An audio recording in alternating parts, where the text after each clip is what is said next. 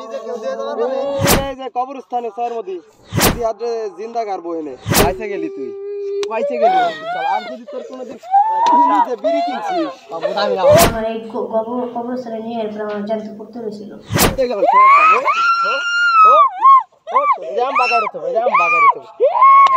আমি ওয়াজে গেছি হালিম খাইতেছি হালিম খাই মানে দোকানে থুইছি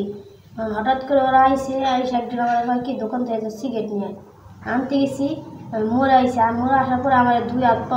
ধরে মোড়া এরপরে মার দূর করছে এরপরে নিয়ে গেছে এরপরে পয়সাতে একজন ওরা এক ভাতে ধরে ডাক দিয়ে নিয়েছে কিছু কোদাল নিয়ে এরপরে অনেক চিল্লাচিল্লি করছে কেউ নায়িকা পরে আমি আমার এই কবরস্থানে নিয়ে এরপরে আমার জানতে পড়তে হয়েছিল এবার আমি পলাই গেছি মার দূর করছে অনেক আমার এই কবরের উপরে যাইতে ধরছিল মারা ফেলানো এরপর আমি আমার কাকির জ্ঞান হারাই লাগছিলাম পরে কাকির পাশে উঠছি 7-8 জন প্রায় আইসে আমার ধরে এরপরে নিয়ে অনেকে মারছে পরে তোর রাত ধরে টর্চার করবো পরে ভিড় দিছে পরে আমি কানতে কানতে ওদের চলে গেছি পরে আবার আব্বা এসে আমার ওখান থেকে উঠাই নিয়ে গাড়িতে নিয়ে গেছে ওকে হলো রাত্রে পরে আমার ভাইস্তা নিয়ে আসছে পরে তখন দেখি ওর অবস্থা অনেক খারাপ ও প্যান ঘুরে প্রস্রাব করছে বা হঠাৎ করে বমি করার পরে আমি অনেক ভয় পেয়েছি ঘাবড়ায় যেয়ে তারপরে আমি চলে গেছি আমার ভাসুরের বড় ছেলেরে ওদের আসতে বলছি ওরে যখন আনছে তখন ওর অবস্থা খুব খারাপ ছিল মানে খিসনি উঠে গেছে বমি করছে প্রস্রাব করছে আর বারবার একই কথা বলতেছে আমার জন্য কবর খুঁজতেছে আমারে জিন্দা মাটি দিব এটাই বারবারও বলতেছে সেই অবস্থা ওর এটা দেখে আমিও চিকড়ি পারছি তারপরে বলছি ওরে হাসপাতাল নেওয়া লাগবো আমার ছেলে আগে বাঁচানো এর কথা আমি ওর বাবারে বলছি তারপরে সবাই মিলে আমরা হাসপাতালে নিয়ে আসছি তো যাদেরকে অভিযুক্ত করছে তাদের সাথে কি আপনাদের কোনো ব্যক্তিগত বা পারিবারিক কোনো কিছু বিরোধ আছে? ও আমার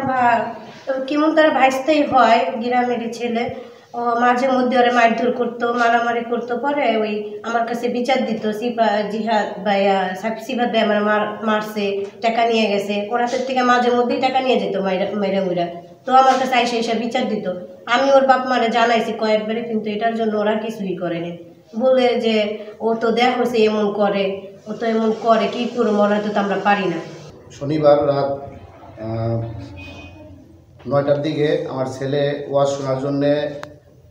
স্থানীয় ফাইজুল আলম মাদ্রাসায় ওয়াজ শোনার জন্য যায় ওইখান থেকে গ্যাং সদস্য লিডার সিফাত আর ওর সঙ্গবঙ্গ আমার ছেলেকে ওই মেলার মাঠ থেকে উঠাই নিয়ে ওকে এই গুরুস্থানে নিয়ে কুদাল নিয়ে যায় আর ওর সাথে লোকজন নিয়ে যায় ঠিক আছে কুদাল নিয়ে যায় সে ওই ওকে বলে যে এরকম তোর বাপরে ফোন দে তোর বাপের কাছে তোর বাপরে 5 লাখ টাকা দিতে বল তাড়াতাড়ি তোর বাপরে ফোন দে তা নাহলে করে তোরে জ্যান্ত মাটি দেবো ঠিক আছে এই সময় ওকে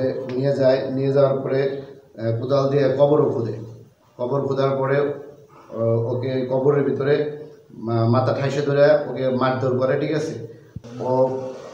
প্যান ভরে প্রস্রাব করে দেয় পায়খানা করে দেয় পিছন থেকে আমার এক ভাতিজা ওরে ধরে নেওয়া দেখে পিছন থেকে ভিডিও করে ও আবার চিল্লান্দে উঠে যায় তোরা আমার বাইরে ফেলে ধরে সব ভিডিও করতেছি কিন্তু এই কথা বলার পরে ওরা যার মতো দৌড়িয়ে ফেলায় আমার ছেলে অজ্ঞান অবস্থায় যায় সেটা দৌড়িয়ে আমার পুরন বাড়ির সামনে যাওয়া পরে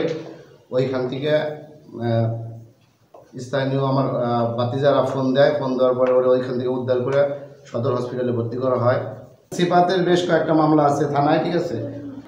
মাদক বিক্রি করে বা মাদক খায় ছোটো ছোটো এলাকার ছোটো ছোটো পোলাপান নিয়ে আড্ডা করে এবং মাদক ছোটো ছোটো পোলাপান সেবন করায়